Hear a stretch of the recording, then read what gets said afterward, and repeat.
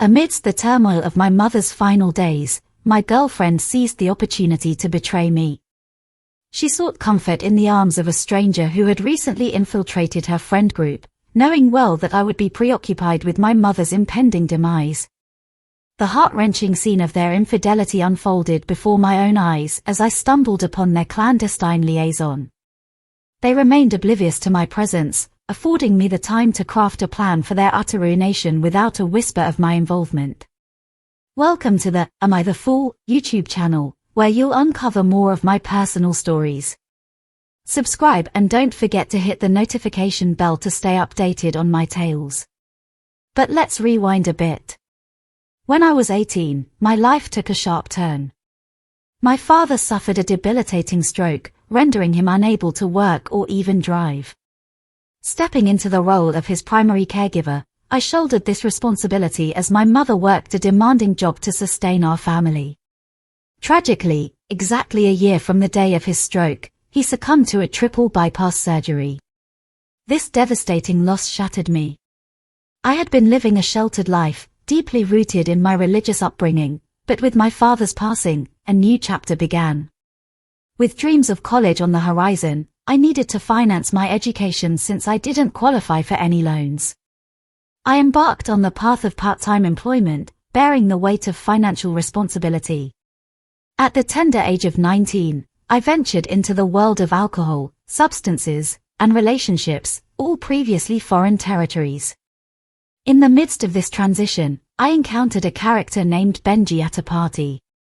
He saw me, a seemingly inexperienced youth, as an opportunity. Little did I know that his invitation to his house would initiate my descent into a dangerous world of crime. This is where the story takes a dark twist. Benji introduced me to a life of drug trafficking and high-risk dealings. His illicit enterprise was covertly feeding narcotics to high school students, facilitated by my unassuming presence. The cellophane-wrapped packages hidden within cigarette cartons bore school-specific initials, marking a sinister trade. As time went on, I became deeply entangled in Benji's world. I left my mundane job behind and began working for him full-time. My life became a whirlwind of deliveries, drugs, and self-defense training. Benji, with his military background and combat expertise, was adamant about teaching me how to protect myself. Our days were spent mastering the art of survival. He showed me combat techniques, turning me into a formidable opponent, albeit against my will. I had been bullied throughout my life, and these skills were my armor. In the backyard, we even had a full-size boxing ring, where we'd spar relentlessly.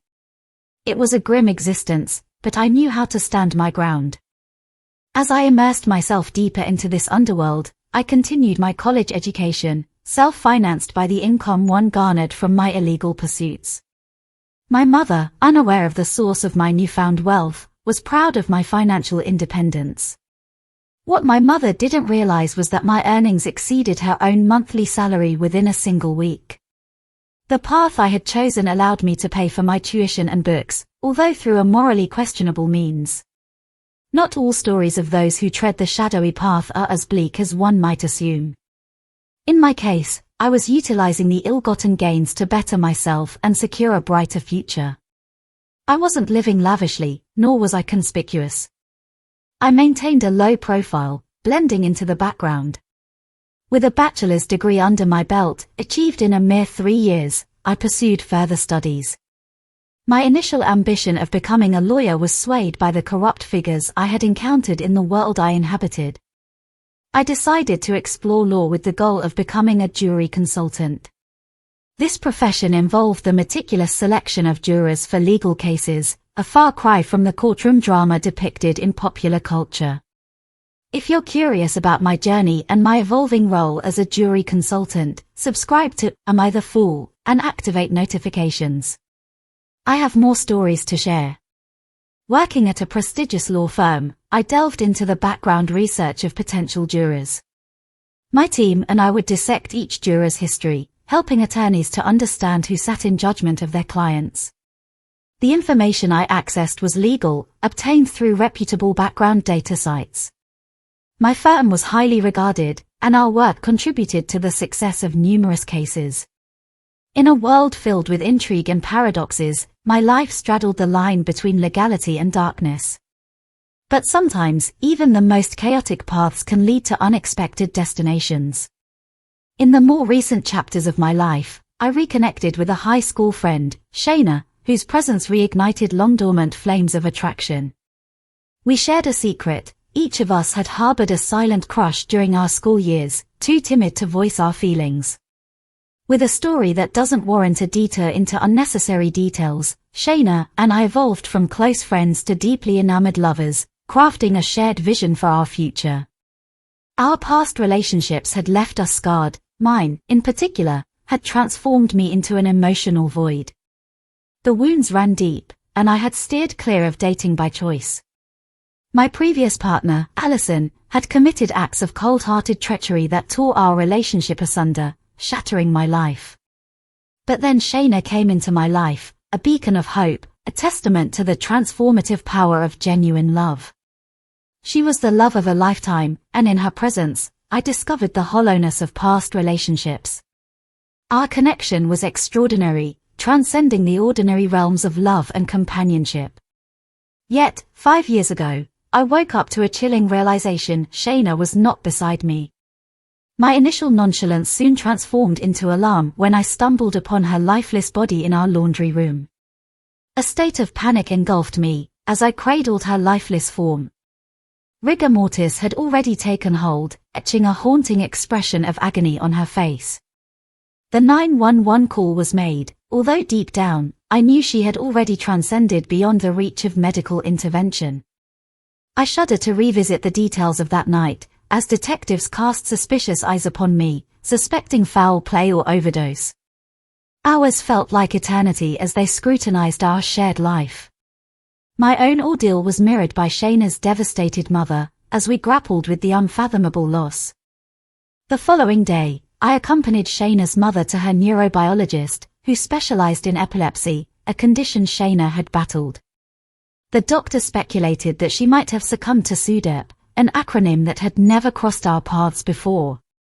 Months later, the autopsy confirmed SUDEP as the cause of her death.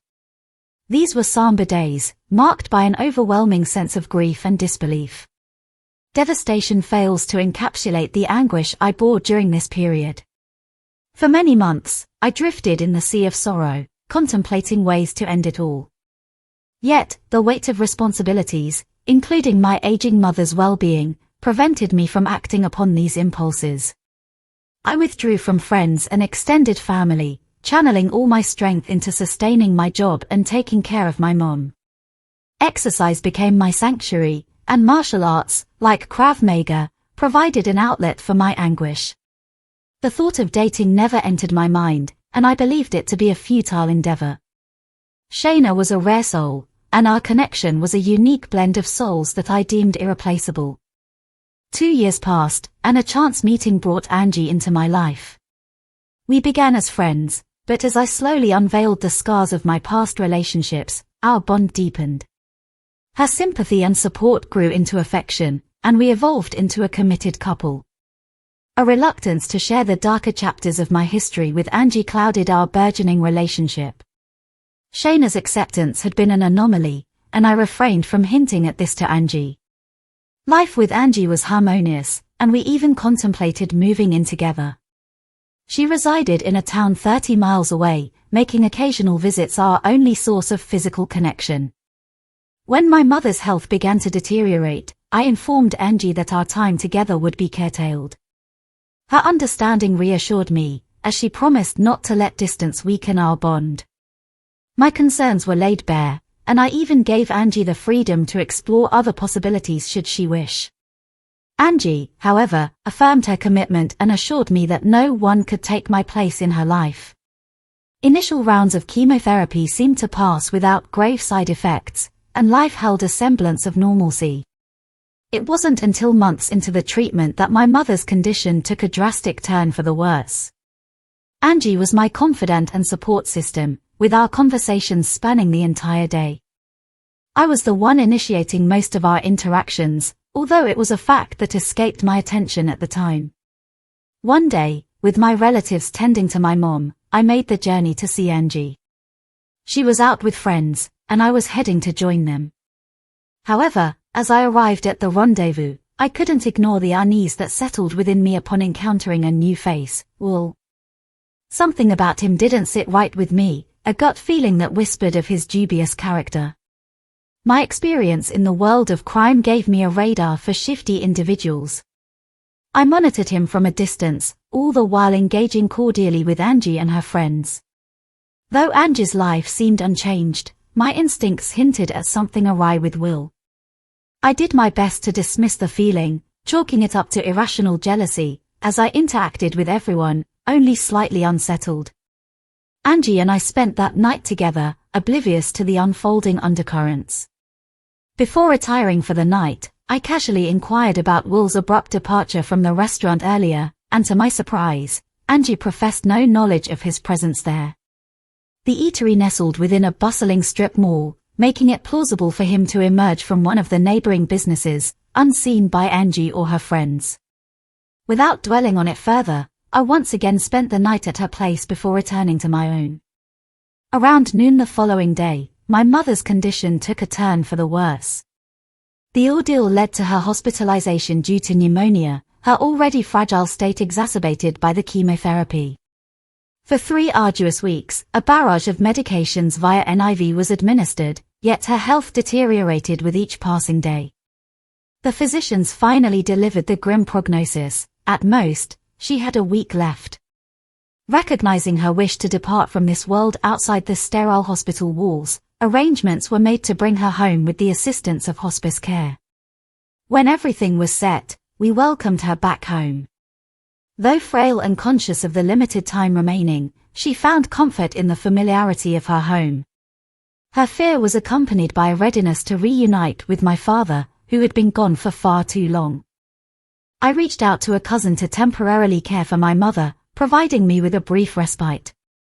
Overcome with emotion and grappling with my mother's impending demise, I made an impromptu visit to Angie's house. I refrained from calling, unable to articulate the tempest of emotions stirred by my mother's condition. I arrived at her doorstep to find a nondescript black Mustang parked behind her car, yet I was so preoccupied with my mother's impending fate that I hardly noticed it. Letting myself in with the key she had given me, I entered her kitchen as I always did. The air was punctuated by loud music, but my concern for my mother eclipsed any inkling of suspicion. Scanning the living room and back deck, I found no one there. As I ventured down the hallway toward her bedroom, a cacophony of sounds grew louder. But when I reached for the doorknob, I hesitated, recognizing the intimate nature of the noises within.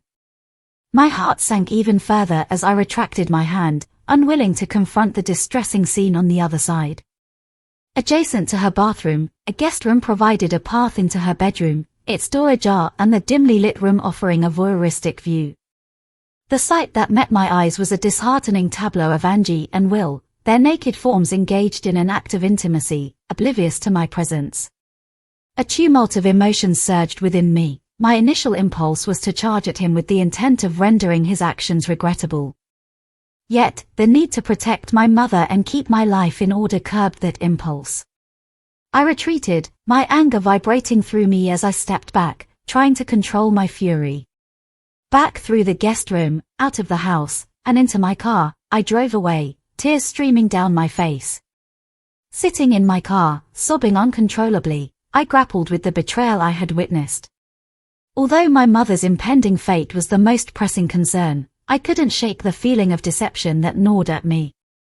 My logic dictated that my mother remained my priority, especially during her final moments, but the sense of betrayal gnawed at me like a relentless beast.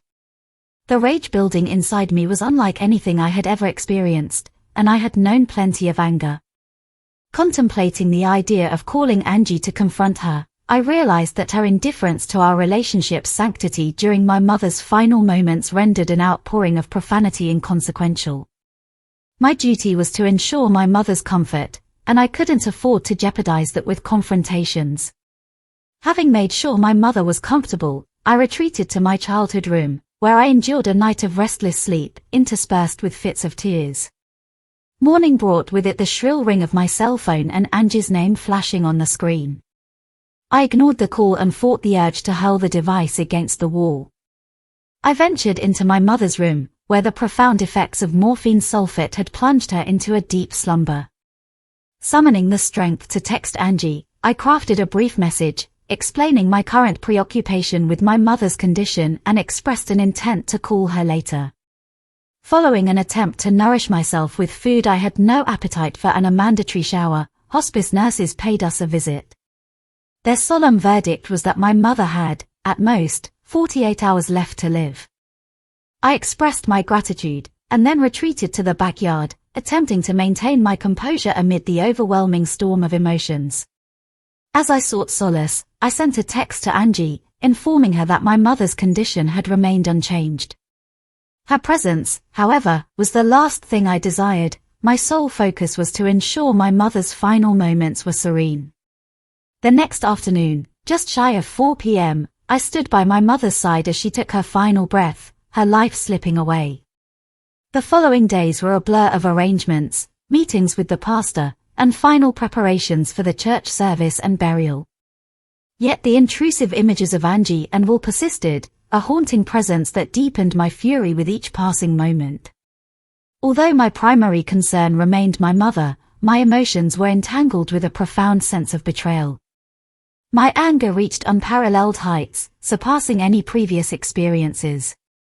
Amid the whirlwind, a burning curiosity arose regarding Will, the man who had crossed the line with my partner. Delving into my background check resources, which I had refrained from using out of trust for Angie's judgment, I embarked on a quest to learn more about him. Armed with only his first and last name, which bore a unique spelling, I navigated the labyrinth of online searches. After several attempts, I finally unearthed a link, revealing an old mugshot of Will from years gone by. Acknowledging my own dark history, I was no stranger to regrettable choices. Yet, a disconcerting rap sheet painted a vivid portrait of Will's transgressions, including multiple DWIs, charges of receiving stolen goods, breaking and entering offenses, and drug-related arrests. As I scrolled through his criminal history, the gravity of his offenses intensified. I discovered that Will had been granted early probation about 2 years following a 9-year stint in prison. The charges against him included the exploitation of a minor and a slew of similar reprehensible crimes. To put it bluntly, I was sickened by the revelation. Angie's betrayal had already cut deep, but the realization that she might have exposed me to the unknown horrors of a felon turned my stomach. I highly doubted that Angie had any inkling of the true nature of the person she had gotten involved with behind my back. She possessed a trusting, albeit naive, disposition that had caused her trouble in the past, but nothing as sinister as this. I had no doubt that anyone who knew of Will's dark past would shudder at the thought of his heinous deeds. To my disbelief, he should never have been released from prison. Yet, I had my mother's funeral to attend to, and my frayed emotions demanded that I pull myself together. Once the mournful funeral concluded, and the last attendees departed, I found myself utterly exhausted and mentally drained. As I lay my head on the pillow, seeking solace in sleep, my phone buzzed with an incoming call from Angie. She was unaware of my mother's passing and remained oblivious to my knowledge of her infidelity. And that's when the gears of my revenge machine began to churn. Little did I know that this vengeful journey would spiral much further than I had ever anticipated, exacting a devastating toll on both Will and Angie. I hadn't initially intended for it to escalate to such extremes, but ultimately, she reaped what she had sown. The saga continues in the next section, where the tale of revenge unfolds in all its complexity. It is a gripping tale that will captivate your attention, and you won't want to miss it. Part 2 is packed with wild twists, and chances are, it's already available by the time you're listening to this. Don't forget to subscribe and activate notifications to stay in the loop. This story is profoundly heartbreaking, as the original poster has made it explicitly clear to Angie that if she decides not to wait or if someone else comes into her life, all she needs to do is communicate this.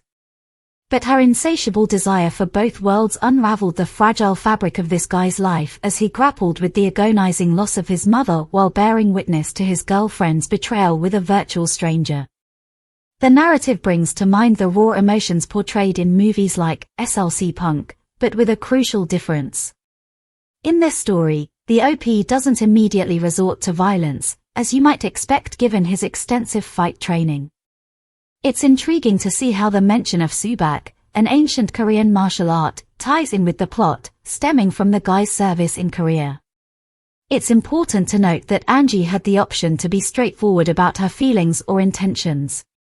Her actions created immense suffering, compounded by the simultaneous loss of the ARP's mother, giving rise to an overwhelming sense of anguish and anger. Two major life-altering blows, both infidelity and the passing of the ARP's mother, happening concurrently is undoubtedly a traumatic experience. The resulting emotional turmoil provides the impetus for the intense revenge enacted in Part 2. It's an emotional rollercoaster worth delving into, so don't miss out. You'll find the link at the top of the description. Subscribe, turn on notifications, and dive into this gripping narrative. And remember, make sure to activate the notification bell for updates. For the complete series, check out the playlist in the description.